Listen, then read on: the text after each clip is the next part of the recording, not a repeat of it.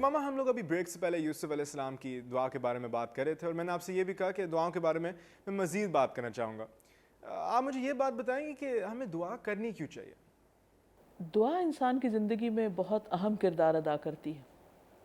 دعا انسان کا اللہ تعالیٰ سے تعلق بتاتی ہے کہ ہم اس سے کتنے کنیکٹڈ ہیں. دیکھیں کہ انسان کو جب کوئی مشکل پیش آتی تو اسے کسی کی ہیلپ چاہیے ہوتی ہے. تو عموماً کیا ہوتا ہے کہ ہم کسی بھی مشکل میں اپنے دائیں بائیں دیکھتے ہیں کون میرے کام آئے گا، پھر انسانوں کے پاس جاتے ہیں. انسانوں کے پاس جب جاتے ہیں کچھ مانگتے ہیں ان سے، کچھ دے دیتے ہیں ہم پر ترس کھا کے، لیکن اگر دوسری یا تیسری دفعہ جائیں تو ناراض ہوتے ہیں ہم سے. اس کے برعکس جب ہم اللہ تعالیٰ سے کچھ مانگتے ہیں تو وہ خوش ہوتے ہیں، اور جتنا زیادہ مانگتے ہیں اتنا زیادہ وہ خوش ہوتے ہیں. اور اللہ تعالیٰ بندے کو بندوں کی غلامی سے نجات دینا چاہتے ہیں کہ بندے بندوں پر ڈیپینڈ نہیں کریں، بلکہ جو کچھ مانگنا ہے اللہ سے مانگیں. اور اسلام میں تو دعا کو عبادت کہا گیا ہے. نماز بھی جسے ہم عبادت کہتے ہیں، اگر دیکھا جائے تو دعاؤں کا مجموعہ ہے. اللہ اکبر کہنے کے بعد جب سینے پہ ہاتھ باندھتے ہیں تو دعا پڑھتے ہیں. سورۃ فاتحہ ہے ہی دعا، اس میں ہدایت کی دعا مانگتے ہیں. پھر اسی طرح درود شریف بھی دعا ہے. پھر درود شریف کے بعد دعائیں پڑھتے ہیں، رکوع اور سجدے میں دعائیں پڑھتے ہیں.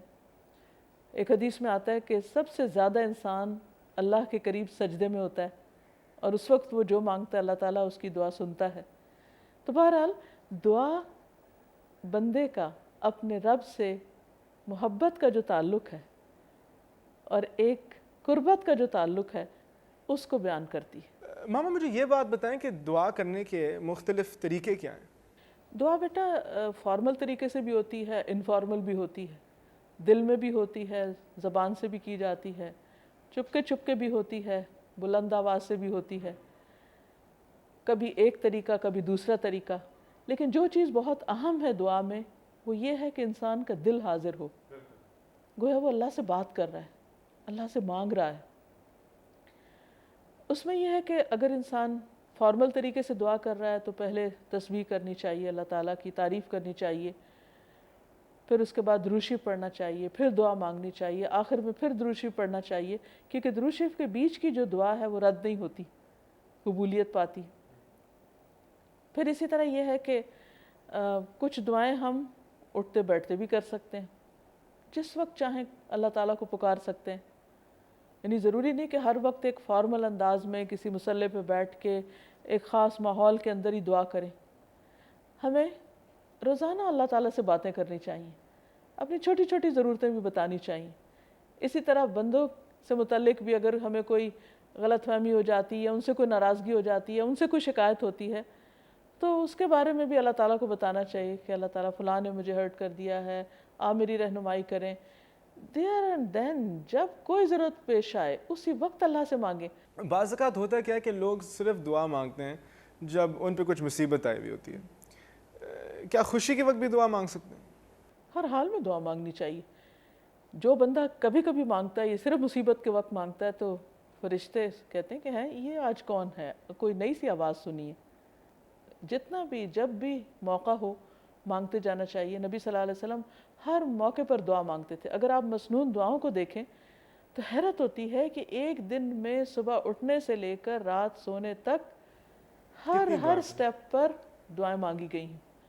تو انسان جب مانگتا ہے تو بعض اوقات تو فوراً وہ چیز اس کو مل جاتی ہے، بعض اوقات اس سے اچھی چیز ملتی ہے، وہ نہیں ملتا جو انسان مانگ رہا ہوتا ہے، کیونکہ اللہ تعالیٰ کو زیادہ پتہ ہے کہ ہمیں کیا چاہیے. اور بعض اوقات دنیا میں نہیں ملتی، آخرت کے لیے ذخیرہ کر لی جاتی. اور قیامت کے دن جب انسان ان دعاؤں کا اجر دیکھے گا تو وہ تمنا کرے گا کہ اے کاش دنیا میں میری کوئی دعا نہ قبول ہوتی تو آج یہ سب کچھ مجھے اتنی بہترین شکل میں ملتا. تو اللہ تعالیٰ پر اعتماد اور بھروسہ اور توکل اور یقین کہ وہ سب سے بڑھ کر ہمیں چاہتا ہے، ہمارے لیے 70 ماؤں سے بڑھ کے پیار کرنے والا ہے، تو پھر انسان کبھی اس سے مایوس نہیں ہوتا اور مانگتا چلا جاتا ہے. بندہ اللہ تعالیٰ سے کسی بھی وقت فری 24/7. بالکل. آپ سو رہے ہیں، آپ کی آنکھ کھل جاتی ہے، کسی کو نہیں پتا کہ آپ جاگے میں، آپ فوراً چپ کے اپنے رب کو پکاریں، وہ سن رہا ہے کیونکہ وہ سوتا نہیں ہے. اگر کسی بندے سے ضرورت پڑتی ہے تو آپ کہتے ہیں وہ اچھا اپوائنٹمنٹ لیں اس سے، وہ کب ملے گا، کب ہماری سنے گا، اور سن کے پتہ نہیں یاد بھی رکھے گا یا نہیں. اللہ تعالیٰ کے ساتھ ایسی کوئی مشکل نہیں، وہ ہر وقت سنتا ہے، وہ اونچی آواز میں بھی سن لیتا ہے، وہ چپ کے بات کی بھی اور سن دل لیتا کی ہے، بھی. ہمارے دل کی خواہشات کو بھی جانتا ہے. تو اس کے ساتھ تو تعلق قائم کرنے میں کچھ مشکل ہے ہی نہیں. اور جب بھی ہم اس کی طرف پلٹتے ہیں وہ خوشی سے ہماری بات سنتا ہے. تو اس لیے ہمیں اس کو پکارتے رہنا چاہیے. تو انشاءاللہ آج یہاں تک ہی رکھتے ہیں، اور ناظرین سے اجازت. السلام علیکم ورحمۃ اللہ وبرکاتہ.